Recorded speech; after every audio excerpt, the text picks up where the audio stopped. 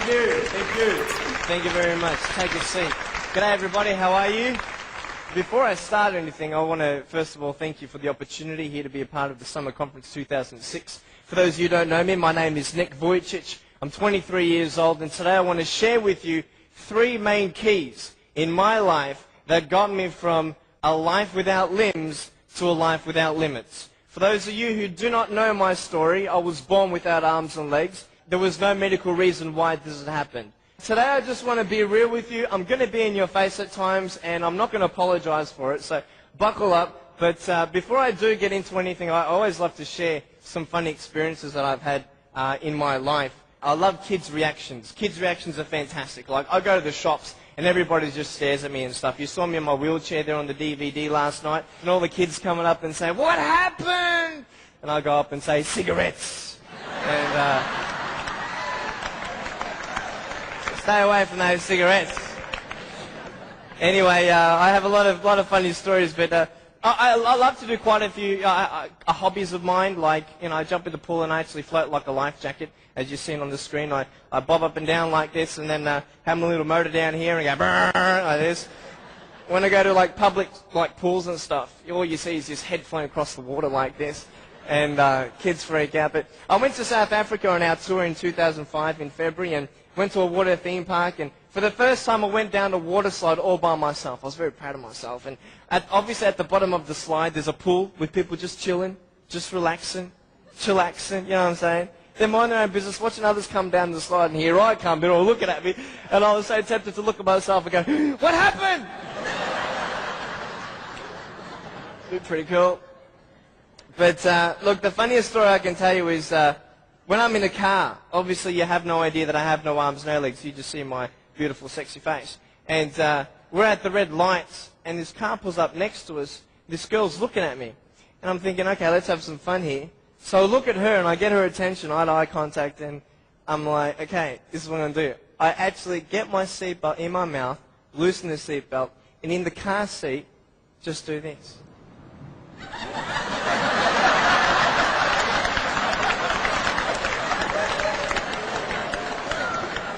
You should have seen her face. She was like, "You're freaking me out, man. Green light, quick, quick." All right, one more trick before we get into my story. I have a phone up here. And what I'm actually going to do is I'm going to flick up my phone onto my shoulder. Now, this does not happen the first time, but what happens when you fail? Very good. What happens when you fail? Very good. Can someone give me a sound for a ringing phone, please? Very good, very good. Thank you, thank you. Here we go. I'm coming!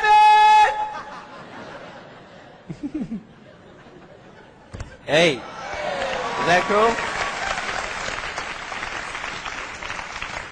Beautiful, beautiful. I want you to write down three things for me, please.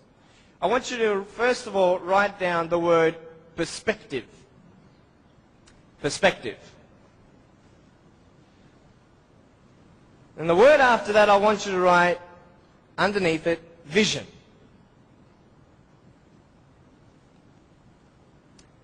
And then underneath that, I want you to put choices.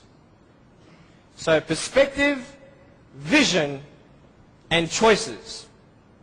This is what I'm going to be speaking about. I'm going to be real with you and start from the beginning. I was born in a blessed country. I was born to parents with the support I needed. You see, when I was born, it was such a tragedy. It was such a great shock to everybody. We had ultrasounds done when Mum was pregnant with me. I was her firstborn. And my mum made sure that we had the best doctors in Melbourne. My mum was a nurse and delivered hundreds of babies before I was born. She knew exactly what to do and what not to do in her first pregnancy. Yet, having all these precautions, this happened. And anybody who saw me and saw my parents automatically thought that, hey, this is a bad thing. And I mean, for anyone to say that would be a good thing, that is not sane. That would be insane. To say that, hey, congratulations, your baby's born without arms and legs. It was such just a pause in their life where they couldn't breathe. They couldn't fathom What kind of life is their firstborn son going to live? Without arms and legs, he can't even feed himself. He can't even dress himself. Doctor said I would never be able to stand up, let alone jump around. You know, I'm so thankful that they knew nothing until I was born. Because imagine if my parents did know, and they would have what? The option of abortion. And the majority of the doctors, I believe, would encourage such an act. Why? Because what we see in this child's life is not going to be a good quality lifestyle for you and your child. And the wisest thing you could do is abort. Well, hey, who knew? Who knew that I would become a 23-year-old professional motivational speaker, speaking to 1 million people all around the world, starting schools in third world countries, building hospitals in the future and orphanages and all that stuff. We sponsor 43 kids who don't have food, fresh water and all that sort of stuff. And that's just the beginning. I'm a real estate investor. I'm a stock market investor. I love options trading. That's becoming one of my professions. I love real estate investing. I love the fact that we can make money doing real estate developing. Make our money, make more money. I love that fact. I love the fact, though, above all, that I can give the world something that others cannot.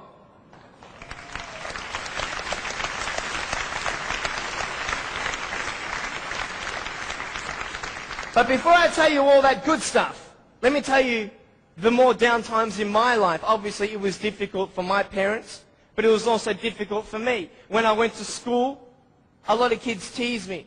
A lot of kids put me down. It was very difficult at starters to find friends, because everybody would look at me and think, well, maybe he also has a mental disability, and then people don't know how to approach me.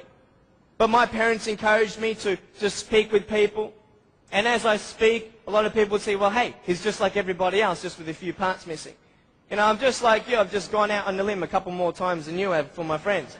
But it's all good. But it was very difficult at times, and I had no one to tell me that everything's going to be okay the way I wanted it said. Because the way I wanted it said was, I wanted to be able to believe someone when they said, Nick, it's okay. Everything's going to be okay. The problem is, if anyone did say that, even my parents at times, I would say, how do you know? How do you know how it feels to be in my position? You don't even know the future. How can you say that I'm going to have a good life? You cannot. Last January, within 3 weeks, 3 of my family members died. January 2005, my uncle, my grandfather, and one of my cousins. The day after my grandfather was buried, my uncle, 53-year-old man, had a heart attack, died. 5 days before he died, he was at the doctor's and everything was fine. What can you tell me to encourage me? Can you tell me anything? Only if you've been through it. And this is what I'm here about.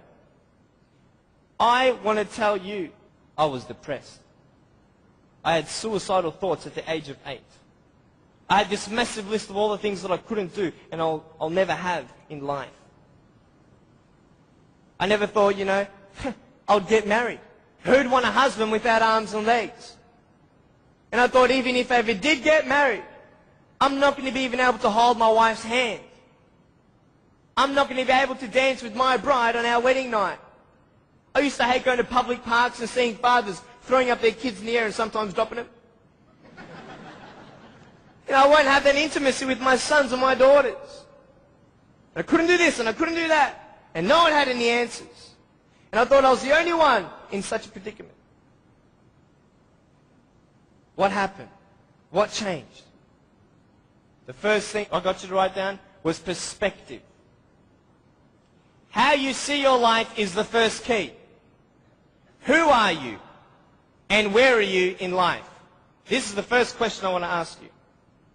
Even though the world can look at me, they can say, well, a guy having no arms and no legs, his potential is not unlimited, but limited. His potential, just because he has no arms and no legs, humanly speaking, in our logic, he's not going to be as successful as everybody else. Really? Why? because of his disability. Really? What is a disability? Have you ever thought of that? A disability. I tell you what a disability is. Something that would hinder you to achieve something. Now, just because I have no arms and no legs, it doesn't mean that I can't be successful. It doesn't mean that I can't do a business degree like I've done, a Bachelor of Commerce in Financial Planning and Accounting. That didn't stop me. Then what really stops you? Your mind. The way you see your life and where you are going will determine how successful you will be in life. I could say, yeah, I'm a guy without arms and legs, but what? I have my little chicken drumstick. Don't ask yourself and see what you don't have, see what you do have, and then say, okay, this is where I am. But don't limit yourself to say, well, if only I had this, or if only I had that. You can think of all the things that you don't have, but I want to ask you, is that really constructive? No. Why? Because no one can turn back time. It's up to you with what you do with today. Your priorities, your daily agenda will determine how successful you are. You want to know something? I started to be thankful. Thankful? Why, Nick? How could you be thankful? My mum showed me a newspaper article of a young man who had a disability, not similar to mine, but it was also unexplained medically. And I thought, you know what? I'm not the only one with something to bear. But I'm telling you, this perspective is everything. Giving yourself enough credit. Write this down. Give yourself credit. Even if the whole world told me that, Nick, you have no arms and no legs, you're not good enough, you're not going to reach your fullest potential, and even if you do, it's not going to be compared to anybody else's potential because you have no arms and no legs. Even if the whole world has that discouragement on you or their view on you, you don't have to believe them. You get it? You don't have to believe others' opinions because it's just an opinion. If a doctor comes to you and says, hey, I'm sorry, you've got cancer, what are you going to do? Get a second opinion. Right? Why?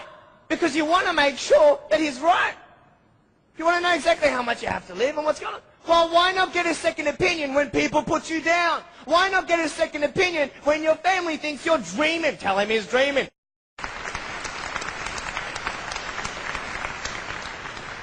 I wouldn't change anything about this. I don't see this as a disability. I see it as a gift. Do you want to know why? It gives me the greatest joy to know that I may not have arms and legs, but I can give teenagers who are trying to commit suicide. I've seen it, slashing their wrists, taking pills, ODing, everything, because the world is looking for hope. And I wouldn't change a thing because I can give them that. This is just the beginning. I'm only 23. I'm only 23. First thing, be thankful. Know where you are. Now, when you establish where you are in life and who you are in life, and you give yourself a little bit of credit, do you know how I gave myself credit when I was 7 years old? Check this out. I just remembered this last week. Some people at school were teasing me for how I looked. I looked at myself in the mirror. I said, yep, I don't have arms and legs. They're right. But I said, look at my eyes. I told myself, look at your eyes. You got beautiful eyes, young man. I said, you are hot. I said, no one can take that away from you. Your eyes. If it's only your eyes that you can concentrate on, then concentrate on that. Do you get the message? If you find one positive thing about your life that no one can argue with, then hang on to that and go from there. Now, where are we going? Once you establish where you are and hang on to the positive things, the assets that you have, then expand on that. Stop thinking of what missed opportunities are out there, because then you'll miss more. Where are you going? Vision. Vision. What is your vision? Everybody here today has come to the conference so that you might be better equipped to live your life to its fullest potential in some way or another. Finances. Sure. Great. Wonderful. I have a business mind. I love trading options. You have no idea. It's one of my hobbies, but it's actually becoming a steady income for me. And I love it. And wherever your goal is, let it be. But let me tell you something scary about your fullest potential. The day you believe you reached your fullest potential is the day you haven't. Write that down. The day you believe you've reached your fullest potential is the day you have not. Because you still have today. You and I know that we can make choices to either better our life or put our life in a worse position. Where are you going? Is it big? Zig Ziglar says, aim your goals and dreams to the heavens, so if they miss, they're still up there with the stars. I'm dreaming big. You have visions. You have goals. I want to tell you something very exciting. I can tell you right now, I'm actually going on Oprah Winfrey's show. How awesome is that? She just doesn't know about it yet. Why not? The only limits I have in my life are the limits I put on me. Or on myself. I want to live a life with no limits. Visions beyond comprehension. Another vision I'll share with you. I'm going to be starring in a big screen cinema movie. It's going to inspire millions around the globe. No, we haven't started. No, we don't have cameramen. No, we don't have a script. But it's coming. Not in my time, but it's coming. I want it now, but it's coming. You want the diamond now, but it's coming. It's coming. It's coming. If you keep on going forward. It's simple. Really simple, right? See this phone? If I want to get to the phone's not going to move. The diamond's not going to come to you. You've got to go to the diamond. I'm going to go to the phone. It's going to come as long as I keep on moving forward in baby steps. It's not like I'm going to, start meditating and going hum and start floating, right? And then go across. No, I've got to go one step at a time, one step at a time, one step at a time. Vision. Reaching your fullest potential. That's what I want. Isn't that what you want? Yes. Yes. But how lazy are we? How lazy are we? I'll tell you, I got the biggest vision. I'm writing a book called No Arms, No Legs, No Worries. I love that title. But the thing is, the book's not going to be written until I write it. Does that make sense? I have to write it. But not yet. Write this down. Do not put off the things that you can do today. Stop procrastinating. But with that, we're all guilty of that. If you're not guilty of that, you're special. Because I believe I'm guilty of it, and a lot of people are. I'm a procrastinator. But if that's what you value so much, you will automatically have that motivation. Well, I had that motivation, Nick. Nick, you wanted to write your book at age 19. I can tell you, yes, I did. 4 years have passed. I did 4 chapters. And then I read it, I'm like, that's crap. Let's start again. I've got nothing now. But you know what I realized? Imagine if my book was written when I was 19. How much have I changed in the last 4 years? How much more do I know? How many more experiences will I be able to share with the world when we sell millions of copies of No Arms, No Legs, and No Worries? There's a perfect time for everything. Not now, but it's coming. Perspective, vision, and choice.